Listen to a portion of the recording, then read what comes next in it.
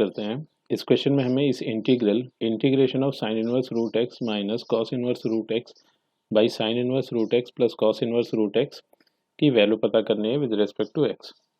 तो सबसे पहले एक काम ये कर लेते हैं कि इस इंटीग्रल को इवेलुएट करने के लिए एक सब्स्टिट्यूशन कर लेते हैं। तो सब्स्टिट्यूशन में ये कर लेते हैं कि जो रूट एक्स दिया गया है इसको साइन थीटा पुट कर देते हैं, जिससे होगा ये कि एक्स इक्वल टू बन जाएगा साइन स्क्वायर थीटा।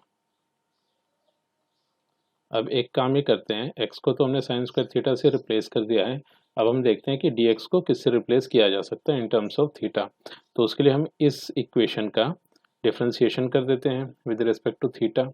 तो रिजल्ट हमें मिलेगा dx is equal to 2 sine theta into cos theta d theta. 2 sine theta into cos theta, इसको तो साइन 2 थीटा लिखा जा सकता है। तो इसका मतलब ये हुआ कि dx को लिख सकते हैं sine 2 theta into d theta, and x को हमने साइन स्क्वायर थीटा लिखा। तो अब ये देख लेते हैं कि साइन इनवर्स रूट x को किससे रिप्लेस कर सकते हैं and cos inverse root x को किससे रिप्लेस किया जा सकता है। तो सिंपल इसके लिए एक काम ये कर लिया कि साइन इनवर्स रूट एक्स इसको तो लिख लिया, साइन इनवर्स रूट एक्स के प्लेस पे हो गया ये sine theta. Finally sine inverse sine theta, ये रिजल्ट दे गया हमें theta. And next cos inverse root x, इसको लिख लिया कॉस इनवर्स साइन थीटा। यहाँ पे अगर सिंप्लीफिकेशन करें तो इसे लिखा जा सकता है cos inverse cos of pi by 2 minus theta. तो सिंप्लीफाई करें तो cos inverse cos pi by 2 minus theta, इसे लिखा जा सकता है पाई बाई 2 माइनस थीटा। तो अब ये जो भी सब्स्टिट्यूशन है इस इंटीग्रल पे अप्लाई कर देते हैं, जिससे इस इंटीग्रल की वैल्यू अब हो जाएगी integration of sine inverse root x को लिखा जा सकता है थीटा माइनस, और ये हो गया pi by 2 minus theta, division में लिख दिया पाई बाई 2, क्योंकि sine inverse root x plus cos inverse root x इसकी वैल्यू पाई बाई 2 हो जाएगी प्रॉपर्टी से। या फिर डायरेक्टली हम एक काम ही कर सकते हैं कि साइन इनवर्स रूट एक्स के प्लेस पे हमने थीटा पुट कर दिया and cos inverse root x के प्लेस पे pi by 2 minus theta put कर दिया। तो सिंप्लीफिकेशन के बाद अल्टीमेटली हमें करना ये था कि theta and pi by 2 minus theta का डिनोमिनेटर के लिए इन दोनों का सम चाहिए था। तो थीटा से थीटा कैंसिल हुआ, हमें पाई बाई 2 मिल गया। एंड dx को लिखा जा सकता है साइन 2 थीटा डी थीटा। और सिंप्लीफाई करें तो ये इंटीग्रल हो गया हमारे पास 2 by pi integration of theta minus pi by 2, तो ये बन गया 2 थीटा माइनस पाई बाई 2, फिर sine 2 theta d theta. Further इस इंटीग्रल को और सिंप्लीफाई करें तो रिजल्ट हमें मिलेगा 4 by pi integration of theta sine 2 theta d theta minus pi by 2 से ये 2 बाई पाई कैंसिल हो गया, फिर हमें मिला integration of sign 2 theta d theta. अब इस इंटीग्रल को सिंप्लीफाई कर लेते हैं, तो यहाँ से हो गया 4 बाई पाई, और इस इंटीग्रल में अगर हम देखें थीटा साइन 2 थीटा, तो यहाँ पर हम बाई पार्ट यूज़ कर लेंगे। तो बाई पार्ट यूज़ करने के लिए एक काम करते हैं कि थीटा को फर्स्ट फंक्शन कह दिया एंड साइन 2 थीटा को सेकंड फंक्शन कह दिया। तो अब integration of theta into sine 2 theta हो जाएगा first function integration of second function.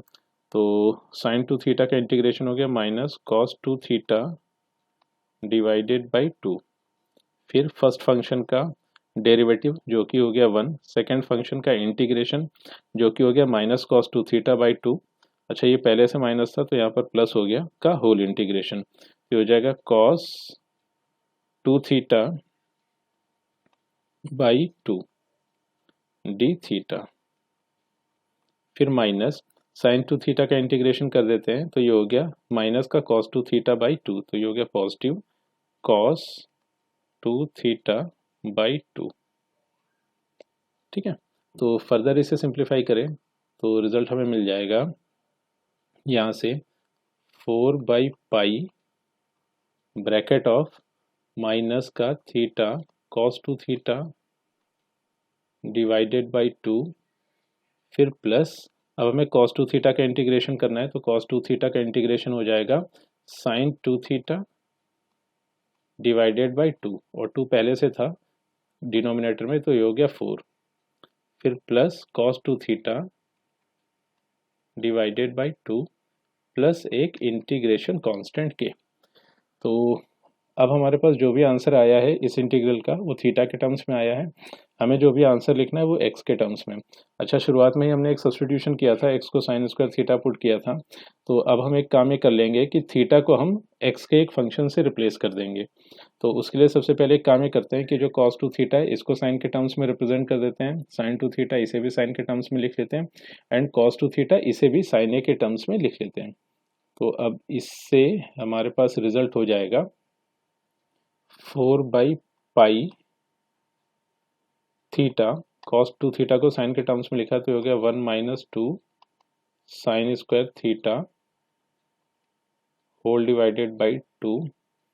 फिर साइन 2 थीटा को साइन के टर्म्स में लिखें तो आइडेंटिटी यूज कर लेते हैं, 2 sine theta into cos theta divided by 4। फिर प्लस cos 2 थीटा को लिख दिया 1 - 2 sine square theta divided by 2 plus ये इंटीग्रेशन कांस्टेंट। फिर आगे से सिंप्लीफाई करें तो यहाँ से हमें रिजल्ट मिल जाएगा,